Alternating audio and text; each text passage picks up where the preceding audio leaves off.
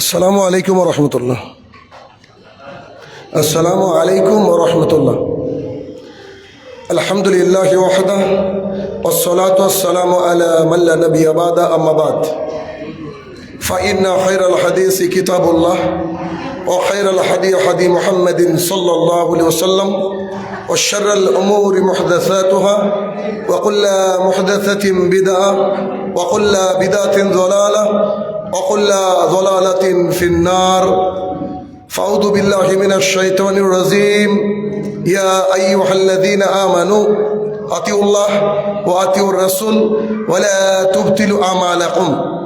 عن أبي هريرة رضي الله تعالى عنه قال قال رسول الله صلى الله عليه وسلم كل أمتي يدخلون الجنة إلا من أبى قيل يا رسول الله من أبى قال من أطاعني دخل الجنة ومن عصاني فقد أبى. عن عائشة رضي الله تعالى عنها قالت قال رسول الله صلى الله عليه وسلم من عمل عملا ليس عليه أمرنا فهو رد. সম্মানিত উপস্থিতি, সর্বপ্রথম আল্লাহ সুবহানাহু ওয়া তাআলার বারগাহে শুকরিয়া জ্ঞাপন করব যে আল্লাহ তাআলা একটি মহতি কাজে আমাদেরকে এখানে টেনে এনেছেন, যে আল্লাহ সুবহানাহু ওয়া তাআলা তার জমিনে তার দ্বীনকে প্রসার করার জন্য, বিশ্বব্যাপী ছড়িয়ে দেওয়ার জন্য, সুসমাজ গড়ার লক্ষ্যে আল্লাহ তাআলা আমাদেরকে একত্রিত করেছেন। সেই রব্বুল ইজ্জতের বারগাহে আমাদের শুকরিয়া জ্ঞাপনার্থে আমরা বলি আলহামদুলিল্লাহ। অতঃপর সমগ্র মানব জাতির শিক্ষক, মানব জাতির সেরা পথপ্রদর্শক মুহাম্মদুর রাসূলুল্লাহ সাল্লাল্লাহু আলাইহি সাল্লামের উপর শতকোটি সালাত ও সালাম বর্ষিত হোক, আল্লাহুম্মা আমিন। আজকে আমরা উপস্থিত হয়েছি বড়ার বাগান ছোট জাগুলিয়া আল বাইক international Islamic school for boys and girls. আজকে এই স্কুলের শুভ উদ্বোধনের মাধ্যমে আমরা বিভিন্ন জনের বিভিন্ন কথা শুনেছি। আমার সংক্ষিপ্ত বক্তৃতার বিষয় হবে যে আমরা কেন আজকে এত স্কুল থাকার পরেও এখানে একটা স্কুল তৈরি করলাম, বা আগামী দিনের আমাদের পরিকল্পনা কি, আর শেষে থাকবে যে আপনারা আপনাদের বাচ্চাদেরকে কেন এই স্কুলে ভর্তি করবেন। খুব সংক্ষেপে এই কয়েকটা বিষয় নিয়ে আমরা আলোচনা করার চেষ্টা করব ইনশাআল্লাহ আজিজ। আমার পরিচয়, আমার বাড়ি মুর্শিদাবাদ, আমি শাহিনুর রহমান, ইসলামের খাদেম, দিনের খাদেম বলতে পারেন, আল্লাহ তাআলার গোলাম, আর এই স্কুলের অ্যাডভাইজারি কমিটির অন্যতম আমি একজন সদস্য। আল্লাহ সুবহানাহু ওয়া তাআলা কোরআনুল কারীমের মধ্যে বলছেন, যেগুলো আমরা সবাই জানি, আল্লাহ তাআলা বলছেন আর রহমান আল্লামাল কোরআন খালাকাল ইনসান। আল্লাহ সুবহানাহু ওয়া তাআলা আর রহমান, তিনি আমাদের জন্য কোরআন নাজিল করেছেন, তিনি অক্ষর অক্ষর জ্ঞান দিয়েছেন মানুষকে। সেই আল্লাহ সুবহানাহু ওয়া তাআলা আমাদেরকে একেবারে হাতে কলমে কোরআন শিখিয়ে দিয়ে জাতির সামনে কি করে কথা বলতে হবে, কি করে চলতে হবে, একটা সুন্দর সমাজ গঠন করতে হবে, তার গাইডলাইন আল্লাহ সুবহানাহু ওয়া তাআলা কোরআনুল কারীমের মধ্যে দিয়ে রেখেছেন। আমাদের ভারতের যেমন একটা সংবিধান রয়েছে, গোটা বিশ্বের সমগ্র মানব জাতির জন্য সংবিধান হচ্ছে কোরআনুল কারীম। যদি আমরা এই কোরআনকে ফলো করে চলতে পারি, আমাদের দেশ এবং জাতি সুন্দর হবে, আমাদের দুনিয়া এবং আখিরাতের জীবনটাও সুন্দর হবে। রাসূলুল্লাহ সাল্লাল্লাহু আলাইহি ওয়াসাল্লাম সাহাবায়ে কেরামদেরকে দোয়া শেখাতেন, যে দোয়া আমাদেরও প্রতিদিন পড়া উচিত। জানি না আপনারা আপনাদের বাচ্চাদেরকে এই দোয়া শেখান না কেন, বা প্রতিদিন হয়তো শেখান, অনেকের বাচ্চারা জানে, অনেকের জানে না। রাসূল সাল্লাল্লাহু আলাইহি ওয়াসাল্লাম দোয়া শিখিয়ে দিয়েছেন এইভাবে যে আল্লাহুম্মা ইন্নী আসআলুকা ইলমান নাফিয়া। রাসূল সাল্লাল্লাহু আলাইহি ওয়াসাল্লাম বলতে বলেছেন আমাদেরকে যে তুমি আল্লাহর কাছে বলো, তোমরা আল্লাহর কাছে বলো, হে আল্লাহ আমাকে উপকারী জ্ঞান দাও। উপকারী জ্ঞান, সব জ্ঞান কিন্তু মানুষের উপকারে আসে না। আজ থেকে 30 বছর আগে যত শিক্ষিত মানুষ ছিল, আজকে তার চেয়ে অনেক বেশি, ঠিক না? কিন্তু দুঃখের বিষয়, আজ থেকে 30 বছর আগে এত অনৈতিক কাজ হতো না বর্তমানে যা হয়। কারণ শিক্ষা তো বেড়ে যাচ্ছে, কিন্তু শিক্ষার মধ্যে নৈতিকতা হারিয়ে যাচ্ছে।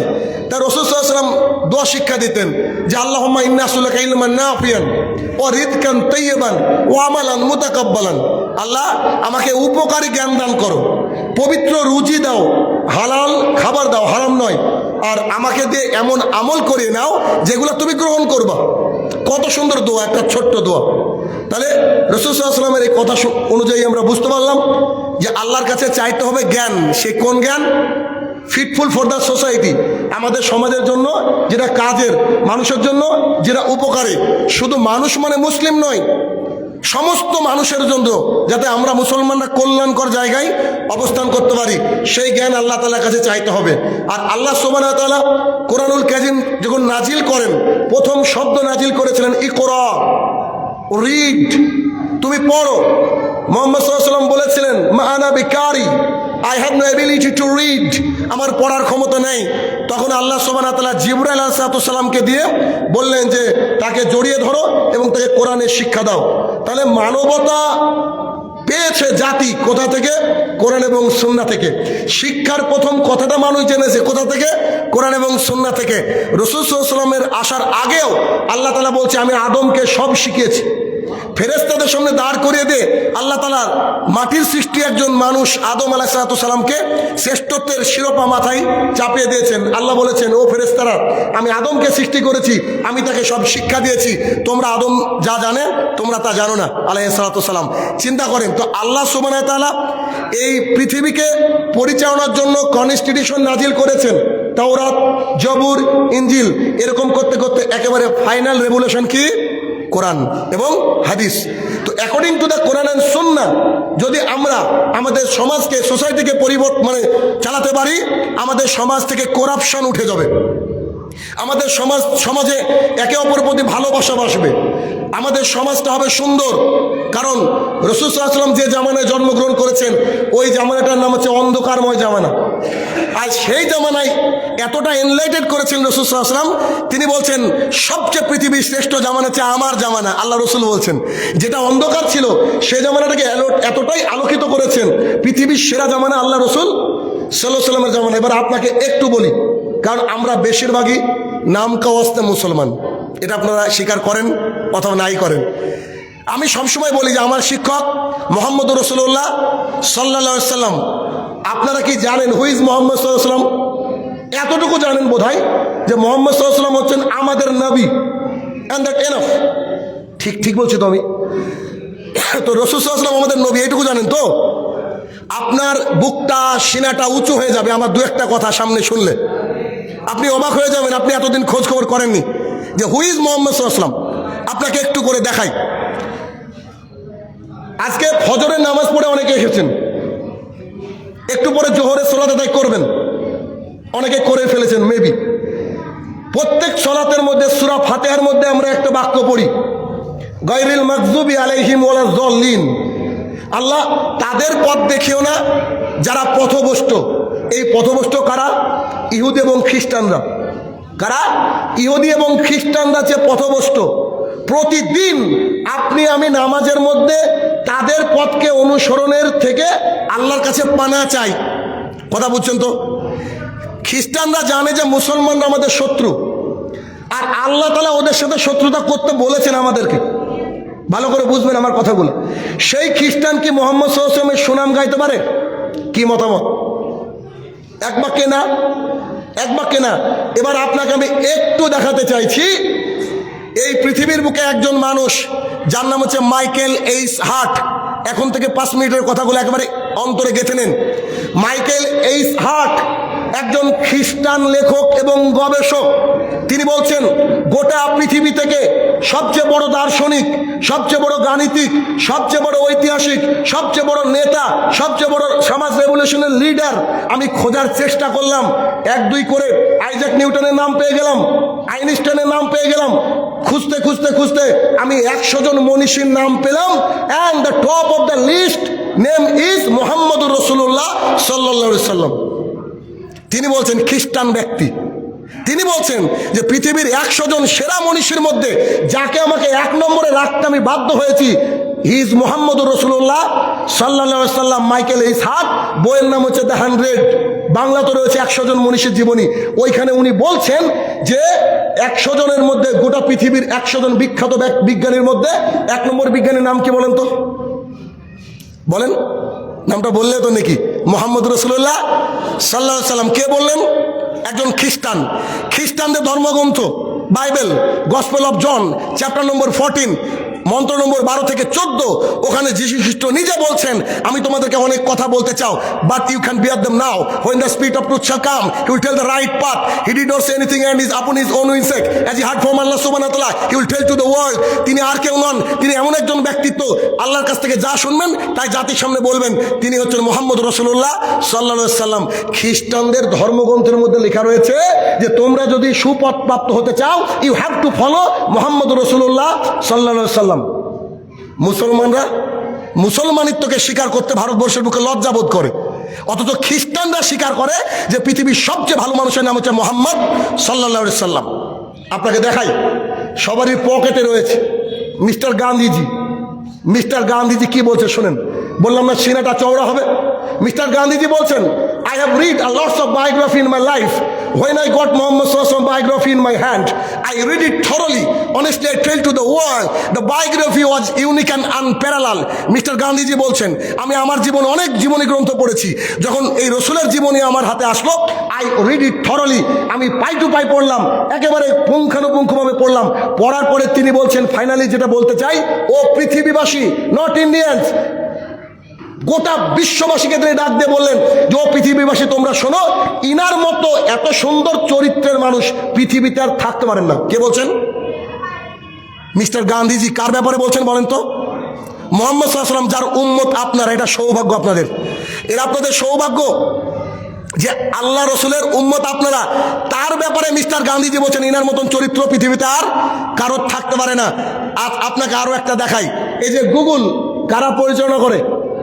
ইহুদি খ্রিস্টান। ইহুদি খ্রিস্টান। এখন রাইট নাও আপনি গুগলে গিয়ে লিখেন, who is the most influence person in the world, who is the most grateful teacher in the world, who is the famous person in the world. পৃথিবীর মধ্যে সবচেয়ে বিখ্যাত শিক্ষকের নাম কি? সবচেয়ে বিখ্যাত লিডারের নাম কি? সবচেয়ে ভালো মানুষের নাম কি? গুগল আপনাকে বলে দেবে, হি ইজ মুহাম্মদুর রাসূলুল্লাহ সাল্লাল্লাহু আলাইহি সাল্লাম। যদি না পান, আমি শাহিনুর রহমান আজকের পর থেকে বক্তৃতা দেব না। রামাদান শেষ করে পরের মাসের 19 তারিখ পর্যন্ত বুকিং। আজকেও যেতে হবে, এখান থেকে 200 কিলোমিটার আমাকে যেতে হবে। আমি আজকের পর থেকে বক্তৃতা দেবো না যদি না আপনি গুগল এটা না পান। কথা কি বুঝতে পারছেন? তাহলে গুগল বলছে কে সবচেয়ে ভালো শিক্ষক? মুহাম্মদুর রাসূলুল্লাহ সাল্লাল্লাহু আলাইহি সাল্লাম। এবার আপনাকে কি বলি, আপনি এতদিন হয়তো ভাবতেন যে মুহাম্মদ সাল্লাল্লাহু আলাইহি সাল্লাম কেমন একটা, না, সমগ্র জাতির জন্য তিনি রহমত, শুধু আমাদের জন্য নয়। আনন্দ নামের একজন ব্যক্তি, আনন্দ নামের একজন ব্যক্তি, গৌতম বুদ্ধ নাম শুনেছেন? বুদ্ধ ধর্ম। গৌতম বুদ্ধকে জিজ্ঞাসা করছে, ইউ আর দ্য ফাইনাল, আপনি কি শেষ? তিনি বলছেন নো নো নো নো, সামন কেম ফ্রম আল্লাহ সুবহানাহু ওয়া তাআলা। তিনি বলছেন একজন আসবে, তার নাম হবে মৈত্রীয়। তখন তাকে জিজ্ঞাসা করলো মৈত্রীয় মিনিং, মানে উনি বলছেন যে গোটা পৃথিবীর জন্য রহমত। উনি আলো নিয়ে আসবেন, তুমি যদি আমাদের পর বেঁচে থাকো তোমরা তাকে ফলো করো। তিনি বলছেন যে এই গৌতম বুদ্ধর শেষ বুদ্ধ আসবেন, যার নাম হবে মৈত্রীয়। মৈত্রী হচ্ছে সংস্কৃত ভাষা, যার মানে হচ্ছে মানবতার জন্য শান্তি। রাসূল সাল্লাল্লাহু আলাইহি ওয়াসাল্লামকে বলা হয় রহমতুল্লিল আলামিন, মানব জাতির জন্য শান্তি। গৌতম বুদ্ধ আল্লাহ রসুলকে মানতে বলেছেন। এবার আসেন একটু ছোট্ট করে উদাহরণ দিয়ে দিই। আপনার হিন্দু ধর্মের 18টা পুরাণ রয়েছে, 18 প্রকারের। তার মধ্যে একটা পুরাণের নাম হচ্ছে ভবিষ্য পুরাণ। 3 নম্বর অধ্যায়, 3 নম্বর খণ্ড, 3 নম্বর অনুচ্ছেদ, 5 থেকে 6 নম্বর মন্ত্রতে বলা হচ্ছে, ওখানে বলা হচ্ছে, একবারে স্পষ্ট করে বলা হচ্ছে যে মুহাম্মদ সাল্লাল্লাহু আলাইহি ওয়াসাল্লামের নামে একজন শেষ ব্যক্তি আসবে, তিনি মরুভূমির মধ্য থেকে উঠে আসবেন, তোমরা অবশ্যই তাকে ফলো করো, সেই মহাদেবকে নমস্কার। মন্ত্রটা এভাবে আসছে, একেবারে আবার শুনে রাখুন। ভবিষ্য পুরাণ খণ্ড 3 পর্ব 3 অধ্যায় 3 5 থেকে 6 নম্বর মন্ত্র 6 নম্বর শ্লোকে বলা হচ্ছে, মোহাম্মদীতি খ্যাত শিষ্য শাখা সমন্বিত নিপশ্চাৎ মহাদেবা মরুস্থল নিবাসী নম। মন্ত্র চাই, যদি শুনতে চান সারাদিন বলবো, পুরাবে না, একটা বলে দিলাম, সময় শর্ট। এটার অর্থ কি?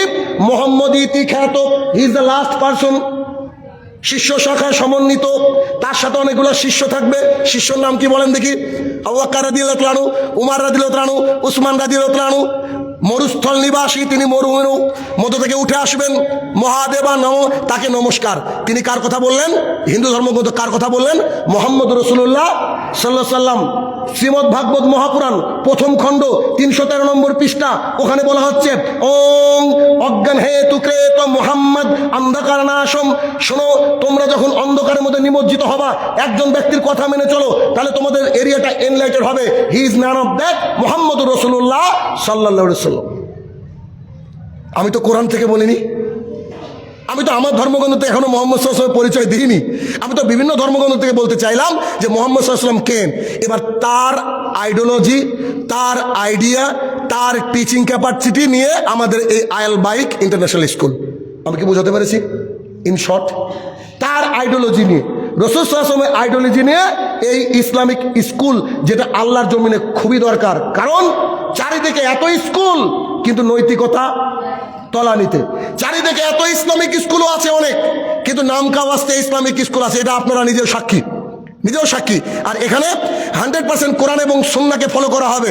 ওই যে আপনার বাইরে যে সাইনবোর্ডে লেখাগুলো দেখছেন, সব কোরআনের হাদিস, ওখানে বাইরে মানুষের মতামত দিইনি আমরা চাইলে মনীষীদের ছবি দিয়ে ওখানে দিতে পারতাম, আমরা ওটা দিইনি। আমাদেরকে যে মোমেন্টও প্রদান করা হচ্ছে তাতে আমরা ছবি দিতে পারতাম, আমরা দিইনি। কেননা আমরা চাই আল্লাহর জমিনে ইসলামটা প্রতিষ্ঠা হোক, আর ইসলাম যদি প্রতিষ্ঠা হয় তাহলে গোটা মানবতা বাঁচবে। কেন জানেন? আবু হুরায়রা রাদিয়াল্লাহু তাআলা আনহু বলেন, রাসূলুল্লাহ সাল্লাল্লাহু আলাইহি ওয়াসাল্লাম বলেছেন যে শোনো, তোমার হাত থেকে এবং তোমার মুখ থেকে যেন তোমার প্রতিবেশী নিরাপদ থাকে।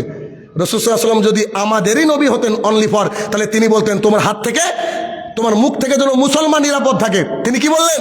তোমার প্রতিবেশী নিরাপদ থাকে। প্রতিবেশী মানে আব্দুর রহমান, প্রতিবেশী মানে চণ্ডীদাস, প্রতিবেশী মানে মিস্টার পিটার। যারা আমার পাশে থাকবে তারা আমার নেইবার। সো আমার ডিউটি কি? আমার হাত এবং মুখ থেকে তারা যেন নিরাপদ থাকে।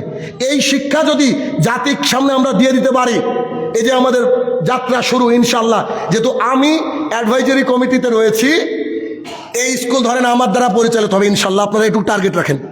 আমি চাইছিলাম, যেহেতু প্রচুর টাকার ব্যাপার, আপনারা যা ভাবছেন স্কুলটা নিয়ে, তার 10 গুণ বেশি টাকা লেগেছে স্কুলটা প্রতিষ্ঠা করতে।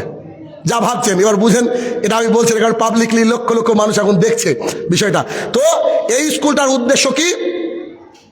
এই পৃথিবী পরের পৃথিবী, এই পৃথিবী পরের পৃথিবী, এই দুই পৃথিবীর সমন্বয় করে আমরা এই স্কুল তৈরি করার চেষ্টা করছি। কেন?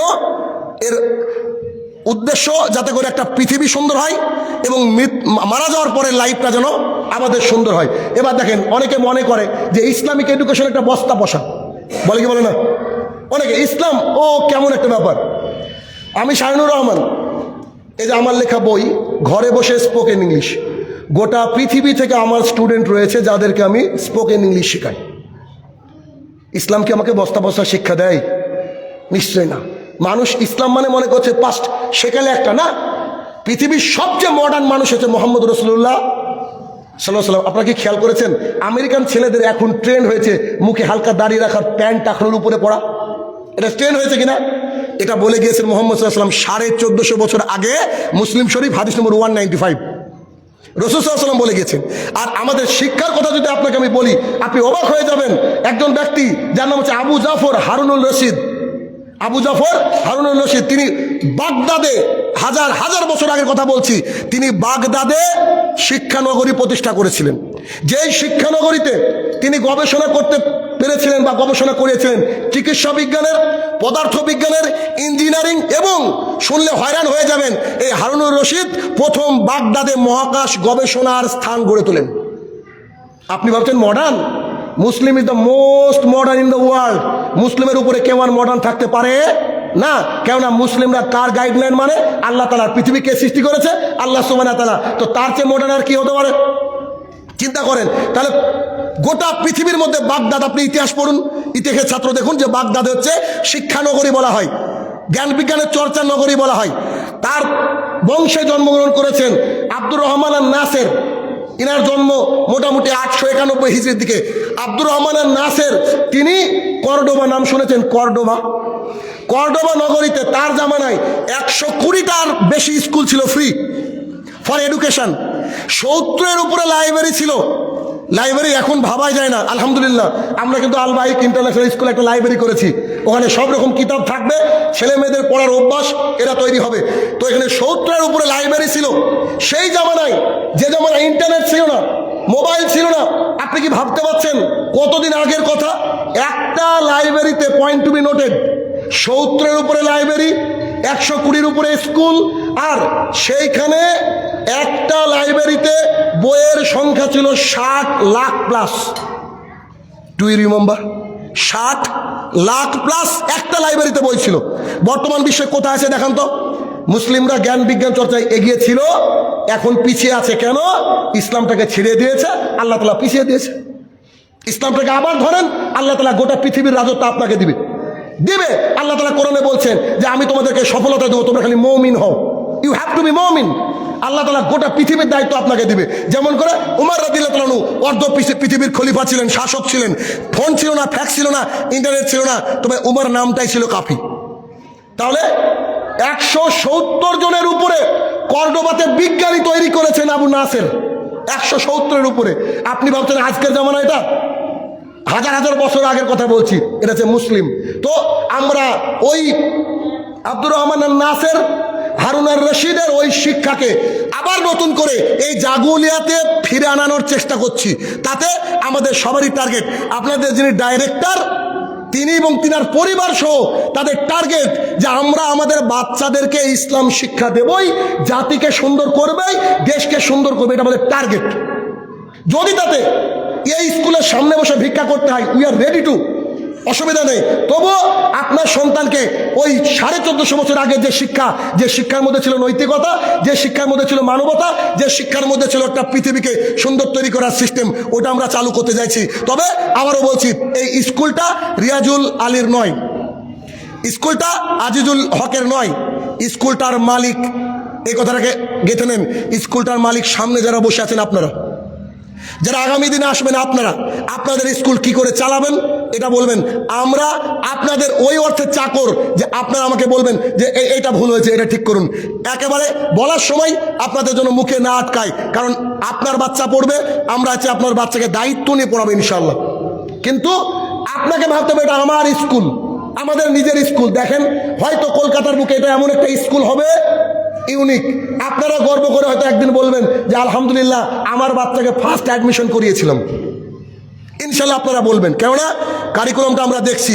আর অ্যাডভাইজারি কমিটিতে কারা আছে তাদের ডেজিগনেশন পদবি ইনশাল্লাহ আপনারা বোধহয় অলরেডি শুনে নিয়েছেন। এবার আমার প্রশ্ন হলো যে এখন আর একটা পয়েন্ট, যে আপনি আপনার ছেলে মেয়েদেরকে কেন এই স্কুলে ভর্তি করবেন? হোয়াই? এত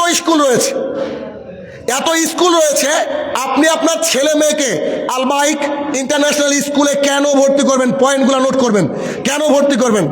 আমি আমার মতো করে পয়েন্ট সাজেছি। 1 নাম্বার 1, আল বাইক ইন্টারন্যাশনাল স্কুলে আপনি আপনার সন্তান দিবেন, তাকে সৎ করে গড়ে তোলা আমাদের দায়িত্ব।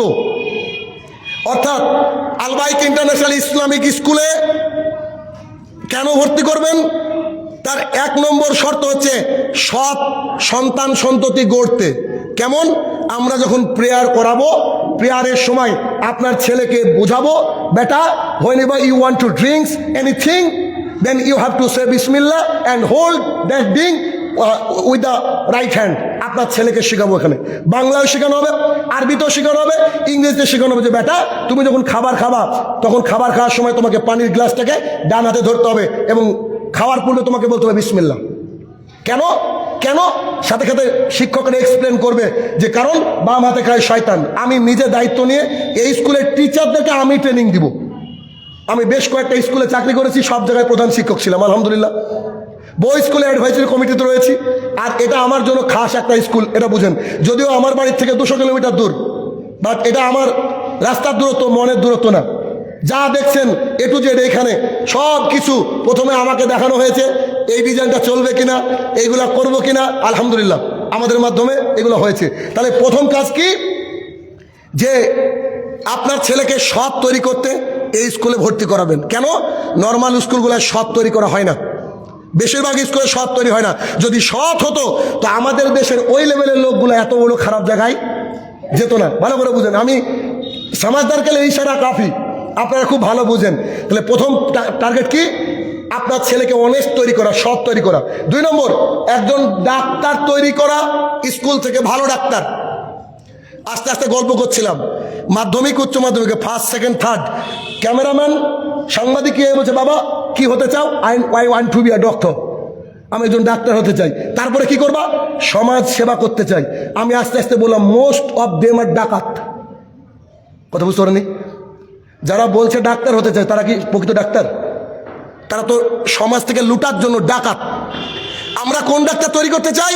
যে ডাক্তারের মাথায় থাকবে টুপি, ডাক্তারের মুখে থাকবে দাড়ি, এমনি আপনাকে টেস্ট দিবে না যে আপনার লোয়ার অ্যাবডোমেনের একটা ফটো করে আনেন, প্রয়োজন নেই, তারপরে দিচ্ছে। কেন জানেন? আপনার কাছে 800 টাকা নিয়ে ও 500 টাকা কমিশন খায়। আমরা তাকে নৈতিকতা শেখাবো, কোরআন এবং সুন্নাহ তাকে নৈতিকতা শেখাবে। কোরআন এবং সুন্নাহ যদি মানুষ বুঝতো, সিসিটিভির দরকার হতো না। একজন ভালো ডাক্তার আমরা তৈরি করতে চাই, যে ডাক্তার অসহায় মানুষ দেখলে ফিস তো নেবে না, তাকে গাড়ি ভাড়ার টাকা দিয়ে দেবে। তার বাস্তব নমুনা আমাদের মধ্যে রয়েছে। তার মানে একজন সৎ, ভালো, সুন্দর একটা ডাক্তার, যে ডাক্তার কোরআন কারি, হাফেজ দেখলে বলবে, বাবা তুমি কি করো? তা আমি কারি, আলহামদুলিল্লাহ, তোমার ফিস ফ্রি। তুমি তুমি অসহায়, জি আচ্ছা, তোমার কত টাকার ওষুধ লাগবে? Okay, I will bear it, no problem. এরকম একটা ডাক্তার আমাদের তৈরি করতে হবে সমাজ থেকে। কিন্তু বহু স্কুল থেকে ডাক্তার তৈরি হচ্ছে, কিন্তু তাদের ফিস 200 টাকা থেকে পরের বছর 400 টাকা হচ্ছে। অ্যাপয়েন্ট নেওয়া মুশকিল, তাদের বিহেভিয়ার খারাপ। আবার গাইনি তৈরি করার দরকার। আমার স্ত্রীকে কেউ দেখেনি কোনোদিন, কিন্তু গাইনি কি হচ্ছে, যাই একটা ছেলের কাছে আবার ওই সিস্টেম মেনটেন করতে হচ্ছে। আমরা সব ডাক্তার তৈরি করবো ইনশাআল্লাহ, এটা আমাদের টার্গেট, এটা আমাদের টার্গেট। নমুনা দেখতে চাইলে আমার কাছে আছে, দেখাবো। 3 নম্বর পয়েন্ট, আমরা একটা ভালো ইঞ্জিনিয়ার তৈরি করব। ইঞ্জিনিয়ার মাটি পরীক্ষা না করে বলবে যে ওকে ওকে ইটস ওকে, 1 কোটি টাকা নিয়ে নিয়েছে, না, ওর আল্লাহর ভয় থাকবে। একটা ইঞ্জিনিয়ার তৈরি করতে গেলে ওর আল্লাহর ভয় থাকবে। ও প্রথমে সয়েল টেস্ট করবে, তারপরে রিপোর্ট দিবে, তার আগে রিপোর্ট দিবে না। বহু ইঞ্জিনিয়ার রয়েছে উইদাউট সয়েল টেস্টিং করে কি বাড়িতে বসে থাকে। আমাদের এই যে ইঞ্জিনিয়ার সাহেব, আলিয়া ইউনিভার্সিটির প্রফেসর, উনিও ইঞ্জিনিয়ার। দেখেন তো এরকম ইঞ্জিনিয়ার কজন পাবেন, যার মুখে এত সুন্দর দাড়ি, টাকার উপরে প্যান্ট, এরকম ইঞ্জিনিয়ার কজন পাবেন? সে মেকানিক্যাল ইঞ্জিনিয়ার হোক, হোয়াট এভার ইট ইজ। কিন্তু আমরা একটা নৈতিক, মানবতা সম্পন্ন একটা ইঞ্জিনিয়ার আমরা তৈরি করব। 4 নম্বর পয়েন্ট, আমরা সুনাগরিক তৈরি করব। সুনাগরিক কাকে বলে জানেন? মানুষ আমাদেরকে বলে আমরা এটা কি অমুসলমান বিরোধী, বলে না? আমাদেরকে বলে। আমি শাহিনুর রহমান, আমার বাড়ির সামনে যে বাড়িটা, সেই বাড়ির লোকের নাম হচ্ছে অরুণ কুমার হালদার। আমার যদি কুরবানি ছাগল থাকে, আমি কুরবানিতে ছাগল জবাই করার পরে প্রথম গোশতটা, প্রথম মাংসটা পাঠাই অরুণ কুমারের বাড়িতে, হালদারের বাড়িতে। কেন জানেন? আল্লাহ তাআলা কোরআনে বলেছে, তুমি খাও, তোমার প্রতিবেশীকে পাঠাও। প্রতিবেশীকে আমার দেখার দরকার নাই, he is my neighbour, she is my neighbour, bus that's enough. এটা হচ্ছে ইসলাম। ওই যে আগের হাদিসটা বললাম, আল্লাহ রসুল বলেছেন, তোমার হাত এবং মুখ থেকে কারা নিরাপদ? বলেন, জাতি, সমাজ নিরাপদ। সমাজ আর জাতি কি ধর্ম বুঝে নাকি? একটা সুসন্তান আমরা তৈরি করব, একটা নাগরিক তৈরি করব, যে নাগরিকের মাধ্যমে চুরি হবে না। একটা যদি নেতা বানাতে পারি, আমরা WBCS অফিসার বানাতে পারি, একটা ভালো কিছু বানাতে পারি, তো সে অন্তত পক্ষে টেবিলের তলা দিয়ে, উপর দিয়ে কোনো কিছু নিবে না। সে বলবে না, আল্লাহ যা দিয়েছে যথেষ্ট, আল্লাহ যা দিয়েছে যথেষ্ট। এই নীতি নৈতিকতা তার মধ্যে পুট করার চেষ্টা করব আমরা। এর মধ্যে 5 নম্বর পয়েন্ট, আমরা দেশপ্রেমিক তৈরি করব। দেশপ্রেমিক, এটা আমাদের ডিউটি, এটা আমাদের দায়িত্ব, যে আমাদের দেশের সরকারি সম্পদ লুটে খাই। নেতা থেকে শুরু করে সব লেভেলের মানুষ আছে না, সামান্য আমফানের দেওয়া মাথার উপরে ত্রিপলের টাকাটাও অনেকে খেয়ে নেয়, এটা তো আপনারা সাক্ষী। কিন্তু যদি একটা সৎ নৈতিক একটা নেতা থাকে, দেশপ্রেমিক মানুষ থাকে, এটা কি হতে দিবে? হতে দিবে না। আপনি ট্রেনে সফর করছেন, ট্রেনের ওই কামরায় ঢুকে নোংরা করে রেখে দিলেন, এটা মুসলমানের চরিত্র নয়। আমরা সুনাগরিক তৈরি করব। এরপরে point number 6, and it is very vital point to all of you, পিতা মাতাকে যাতে করে আর বৃদ্ধাশ্রমে না পাঠাতে হয়, সেই রকম উপযোগী করে আমরা ছাত্রছাত্রী তৈরি করব। কলকাতার বুকে যদি কোনো বৃদ্ধাশ্রম থাকে, বৃদ্ধাশ্রম আর হবে না ইনশাল্লাহ। আর ওই বৃদ্ধাশ্রমকে ভাঙার আমরা চেষ্টা করব। কেন জানেন? যদি ইসলাম আমরা সঠিকভাবে শেখাতে পারি, তাহলে আর বৃদ্ধাশ্রমের প্রয়োজন হবে না। আপনি আমার এই কথার সাথে সবাই একমত হবেন, আমি আশাবাদী। দেখেন তো, যে ছেলেটা মাদ্রাসায় পড়েছে, যে ছেলেটা ইসলাম বুঝেছে, তার পিতামাতা কি বৃদ্ধাশ্রমে থাকে? বৃদ্ধাশ্রমে কার পিতামাতা? ডাক্তার, PhD হোল্ডার, বড় ব্যবসায়িক ইত্যাদির পিতামাতা কোথায়? বৃদ্ধাশ্রমে। তাদের মধ্যে নীতি নৈতিকতা নেই। কিন্তু আমরা এমন একটা সমাজ গড়তে চাইছি এই আলবাইক ইন্টারন্যাশনাল স্কুলের মাধ্যমে, যাতে করে আপনার ছেলে আপনার মেয়ে এমন একটা পজিশনে থাকে, পৃথিবীর কিছু করুক না করুক, অন্তত যখন আপনি অসহায় হয়ে যাবেন, পানির গ্লাস টানার সামর্থ্য থাকবে না, ইন দ্যাট সিচুয়েশন আপনার ছেলে মেয়ে আপনার পাশে থাকবে। বয়স হয়ে গেলে মানুষ টাকা পয়সা চায় না ভাই। প্রিয় বোনেরা, বয়স হয়ে গেলে মা চায় না আমার ছেলে টাকা দিক, আমার সন্তান, আমার মেয়েটা চাই মায়ের একটু পাশে বসে থাকুক, আব্বার একটু পাশে বসে থাকুক। এই নীতি নৈতিকতা কার মধ্যে থাকবে? যাদের মধ্যে ইসলাম আছে। আর নইলে আপনার বাড়িতে জাগুলিয়া, ছেলে দিল্লিতে পড়ে, ছেলেকে ফোন করে বলছেন, বাবা আই এম ভেরি সাফারিং, মানে ফ্রম ক্যান্সার, ফ্রম ডিজিজ ইত্যাদি, তুমি একটু বাড়িতে আসো না। ছেলে বলছে I am busy right now father, আমি এখন ব্যস্ত, তুমি একজন কাউকে ইনস্টল করে নাও, আই উইল সেন্ড মানি, আমি টাকা পাঠিয়ে দেবো। হয় কি হয় না ভাই? টাকাতে সব কিছু সারে। সন্তানের মুখখানা বাবা ছোটবেলায়, মানে বাবা বড় হয়ে যাওয়া মানে তো বাবা ছোটবেলা শুরু আছে না? বৃদ্ধ হয়ে গেলে মানুষ কি হয়? ছোট হয়ে যায়। তো ওই ছোটবেলায় অবশ্যই তার সন্তানের দরকার। তবে আমি মনে করি যে বর্তমান সময়ে যারা শিক্ষা দিচ্ছে, বেশিরভাগ ছেলে মেয়েদেরকে শিখাচ্ছে আপনার, তোরা হচ্ছে আমাদের এটিএম কার্ড। দেখেন মা বাবার টার্গেট, ছেলেকে বিসিএস পাস করাবো, এই করাবো সেই করাবো, ছেলে আমার একটা ভালো চাকরি পাবে, আমাকে লাখ লাখ টাকা দিবে, এটিএম কার্ড। তো এটিএম কার্ডের মতো এটিএম কার্ডের এটিএম। আজকে শহরে খেয়াল করেন যে কোনো সন্তান তার মা বাবাকে শ্রদ্ধা করে না। কি বলেন? ভুল বলছি আমি? বেশিরভাগই সন্তানরা মা বাবাকে শ্রদ্ধা করে না, মা বাবাকে ভালোবাসে না। কেন? তারা মনে করে মা বাবা টাকা দিয়ে মানুষ করেছে, আই উইল রিপে, আমি তাদেরকে পেমেন্ট করে দেবো, ব্যাস ফিনিশ। কিন্তু ইসলাম এত সুন্দরভাবে সুসন্তান গড়ার ব্যবস্থা করে দেয়, তার হাদিস পড়ে শোনাচ্ছি। তারপরে 7 নম্বর পয়েন্ট হচ্ছে যে এই আমরা এমন সুসন্তান তৈরি করব, আগামী দিনে আমাদের দেশ পরিচালনায় সাহায্য করবে। দেশ পরিচালনা কি করবে? সাহায্য করবে। 8 নম্বর খুব ভাইটাল পয়েন্ট। আচ্ছা বলেন তো, আপনার জানাজা, আপনি মারা গেলেন, আপনার জানাজা পড়ার জন্য শাহিনুর রহমানকে ডাকলেন, অনেক বড় বক্তা, ওকে তাকে ডাকি। আপনার বাবা মারা গিয়েছে, আপনি আমাকে ডাকলেন, আমি আপনার বাবার জন্য জানাজায় দাঁড়িয়ে দোয়া করব। আর আপনি যদি জানাজাটা পড়ান, একই ফিলিংস আসবে? আপনি ভাববেন এ তো মৌলবি টাইপের মানুষ। আমি মনে করি মৌলবি মানুষ আমরা সবারই জানাজায় যাই, গিয়ে অভ্যস্ত। ঠিক অপারেশন থিয়েটারে যেমন করে, স্বামী যদি অপারেশন করে তার স্ত্রীকে, এটা টেনশন আছে কিনা?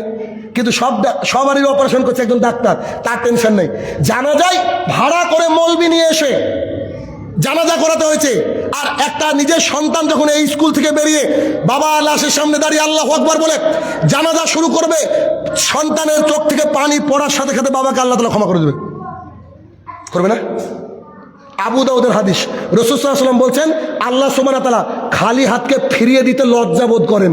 হুজুর দিয়ে দোয়া করা আর নিজের সন্তানের দোয়া করা এক হবে? কিন্তু আপনার ছেলেটা ও জানেও না যে কী করে নামাজ পড়তে হয়। এই স্কুলে নামাজের ট্রেনিং দেওয়া হবে, এই স্কুলে ছেলেটা বাড়িতে গিয়ে সালাম দিবে, বাবার জানাজা দাঁড়িয়ে পড়বে। যেমন আমি আমার কথা বলি, আমার এলাকায় আমি একটা জানাজা পড়িয়েছিলাম, যত মানুষ হয়েছিল আমার জানাজা পড়ানো দেখে এত কান্না কেঁদেছে। তারা আমার বিরোধী পক্ষ অনেকে ছিল, তারা বলেছিল হ্যাঁ সত্যি একটা জানাজা পড়লাম। কারণ জানাজা মানে তো কান্নার জায়গা, আমার বাবার জন্য দোয়া করার জায়গা, আমার মায়ের জন্য দোয়া করার জায়গা, আমার প্রতিবেশীর জন্য দোয়া করার জায়গা। যদিও জানাজাটা আমার কাকার জানাজা ছিল, তারপরে সবাই কেঁদেছিল। কেন জানেন? আমি প্রপার গাইড পেয়ে ইসলামী শিক্ষায় কিছুটা শিক্ষিত হয়েছি, এই জন্য। ঠিক আমার শিক্ষাটা আপনার সন্তানকে দিব। আপনার সন্তান যদি একবেলা ভাতও না দেয়, নামাজের মধ্যে আপনার ছেলেরা যদি বলতে পারে রব্বির হামুমা কামা রাব্বায়ানি সাগীরা, হে আমার প্রতিপালক, আমার মা বাবা ছোটবেলায় যেমন আমাকে মানুষ করেছে, তুমিও আমার মা বাবাকে দেখো, এর চেয়ে আর দোয়া লাগবে কিছু? আর লাগবে না। এই স্কুল থেকে ওই ট্রেনিং দেওয়া হবে। এই ঘরে বসে স্পোকেন ইংলিশ বইয়ে দুটো, একটা হাদিস রয়েছে, কোরআনের একটাই রয়েছে। যেহেতু ইংলিশ মিডিয়াম আমি একটু বলি। ন্যারেটেড আব্দুল্লাহ ইবনে আমর রাদিয়াল্লাহু তাআলা আনহু, ট্রান্সলেট করছি একটু পরে। A man came to the prophet sallallahu alaihi wasallam asking his permission to take part in a jihad. A man came to the prophet Muhammad Rasulullah sallallahu alaihi wasallam asking his permission to take part in a jihad. The Prophet sallallahu alaihi wasallam asked him, are your parents alive? Are your parents alive? He replied in affirmatively. Then Muhammad sallallahu alaihi wasallam said to him, then exert yourself in their service এটা হচ্ছে সহিহ বুখারী হাদিস নম্বর 3004। আর কি সুন্দর হাদিস দেখেন তো। আমরা কেন বলছি যে আপনার সন্তান আপনার জানাজা পড়াবে? আপনার সন্তান কিছু না দিতে পারলেও ভালোবাসাটা দিয়ে মারা যাওয়ার সময় আপনি হাসি মুখে মৃত্যুবরণ করবেন, এই হাদিস তার প্রমাণ। আব্দুল্লাহ ইবনে আমর রাদিয়াল্লাহু তাআলা বলেন, একজন ব্যক্তি মুহাম্মদ সাল্লাল্লাহু আলাইহি ওয়াসাল্লামের কাছে আসলেন, এসে বলেছেন, আল্লাহ রাসূল, আমি জিহাদে যেতে চাই। কোথায় যেতে চাই? আমি জিহাদে যেতে চাই, আপনি আমাকে পারমিশন দিবেন? রাসূল সাল্লাল্লাহু আলাইহি ওয়াসাল্লাম বলছেন যে আপনার পিতামাতা জীবিত? ইয়েস, তারা জীবিত। রাসূল সাল্লাল্লাহু আলাইহি ওয়াসাল্লাম বলছেন, তুমি তোমার পিতামাতার দায়িত্ব পালন করো, এটাই তোমার জন্য জিহাদ। বুঝতে পেরেছেন জিহাদ কি? বুঝেন, জিহাদের ময়দানে কোনো ব্যক্তি মারা গেলে সাথে সাথে জান্নাত, আর কোনো হিসাব নাই, সাথে সাথে জান্নাত। কিন্তু সেই ব্যক্তি এরকম একটা যুদ্ধে যাওয়ার জন্য প্রস্তুত, আল্লাহ রসুল বলছে তোমার পিতামাতা জীবিত? বুঝে হ্যাঁ জীবিত। আল্লাহ রসুল বলছে জিহাদে যেতে হবে না, তুমি তোমার পিতামাতার ভালো দেখো, তার দায়িত্ব পালন করো, তাকে পানির গ্লাসটা আগিয়ে দাও, খাবারটাকে আগিয়ে দাও। রাত্রি জাগো, বাবা বসে আছে, সারাত্রি কেঁদেছে, সারাত্রি কষ্ট পেয়েছে, শ্বাসকষ্ট, বাবাকে নিয়ে হসপিটালে দৌড়াও। এইটা একটা জিহাদের সমতুল্য। হাদিস বুখারীর। এই হাদিস যদি আপনার সন্তানদেরকে বুঝাতে পারি, বলেন তো আমাদের বাবা কি কখনো বৃদ্ধাশ্রমে যাবে? আমাদের বৌমারা কখনো কি তার বাবাকে বৃদ্ধাশ্রমে যেতে দিবে? নিশ্চিত নয়। ঠিক তেমন করে আল্লাহ সুবহানাহু ওয়া তাআলা বলছে, if one or both of them reach old age in your presence, do not say a word in front of them nor scold them, but talk to them politely and respectfully. সূরা ইসরা আয়াত নম্বর 23।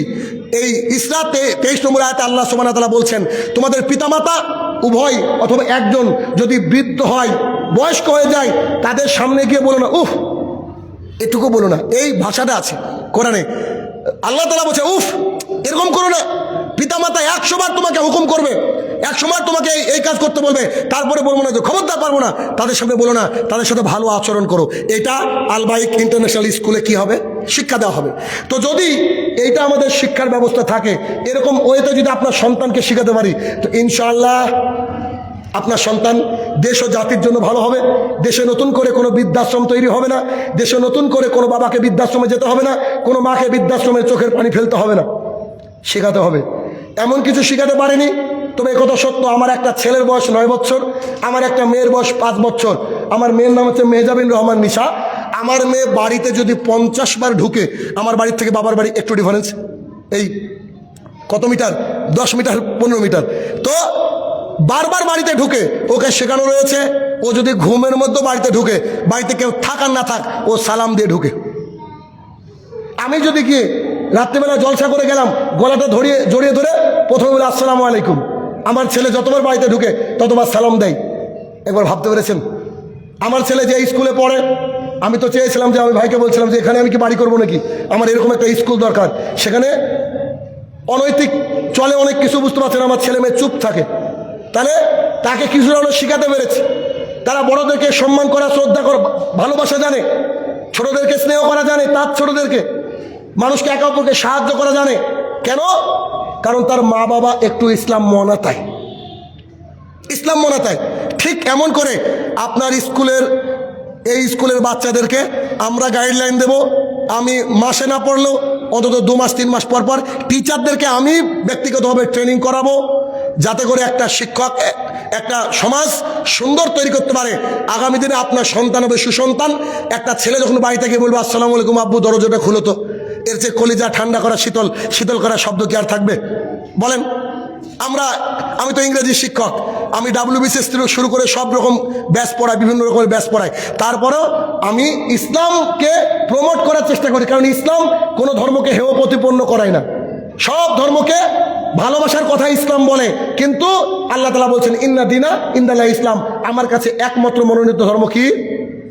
ইসলাম, একমাত্র মনোনীত ধর্ম। তাহলে আমরা ওই target নিয়ে শুধুমাত্র যারা উপস্থিত রয়েছেন তারাই নয়, বরং যিনারা বাড়িতে যাবেন, আমাদের কথাগুলো যদি আপনার অন্তরের মণিকোঠায় গেঁথে থাকে, তাহলে আপনারা স্কুলে ভর্তি করাবেন। দায়িত্ব নিয়ে বলছি যে এই স্কুল হয়তো কলকাতার বুকে একটা সেরা স্কুল হতে পারে, আল্লাহ সুবহানাহু ওয়া তাআলা চাইলে তো আমরা টার্গেট করব। কেননা স্কুলের মালিক যিনি, এই বর্তমানে যিনি আছেন, তিনাকে বলেছি যে খবরদার এখান থেকে দুনিয়াবি লাভের চিন্তা করবেন না, দুনিয়ার লাভ না। আমরা সব লাভ নিব কোথায়? বলেন? আখেরাতে। আখেরাতে লাভ নেব আমরা, আখেরাতে লাভের জন্য আছি। কারণ দুনিয়ার জীবনটা 60 বছরের, 40 বছরের, 50 বছরের। আখেরাতের জীবনটা কতদিনের বলেন তো? নেভার এন্ডিং লাইফ, যে জীবনের শেষ নেই। সন্তান 30 বছর 20 বছর দিবে, এই জন্য 30 বছর কষ্ট করে তৈরি করছেন, ওরকম তৈরি করেন না। সন্তান সারা জীবন যেন দোয়া করে। আপনি